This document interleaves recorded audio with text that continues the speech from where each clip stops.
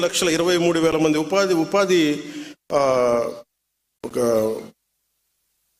ఇక్కడ కూలీ అని రాశారు. నాకు ఈ పదం కొంచెం ఇబ్బందిగా ఉంది. అంటే బేసిక్ అసలు ఇంగ్లీష్ నేను అనేది శ్రామికులు అనే పడదాం, లేదంటే దీనికి ఒక పదం పట్టుకుందాం. దీనికి అంటే గ్రామ వికాస నరేగా శ్రామికులు అనే పదం నాకు ఇష్టంగా అనిపించలే. పల్లెల్ని నిర్మించే కార్మికులు, లేదంటే గౌరవం ఇవ్వాలి, అంతేగాని ఏదో ఉపాధి మన కూలీ ఇస్తున్నాం డబ్బులు వెళ్ళిపోయిన అలా ఉంది. అందుకని దయచేసి దీన్ని ఒకసారి, ఎందుకంటే పిఆర్ డిపార్ట్మెంట్ లేదంటే న్యూస్ పేపర్స్లో అన్నిటి కూడా ఉపాధి హామీ కూలీ అంటే కూలీ అనే పదం బ్రిటిష్ వాళ్ళ నుంచి వచ్చింది. మనల్ని భారతీయుల్ని చైనీస్ని బయట తోటలు పనిచేయడానికి అది చాలా డెరిగేటరీ టర్మ్. అందుకని దయచేసి ఆ పదం మనం వాడద్దు.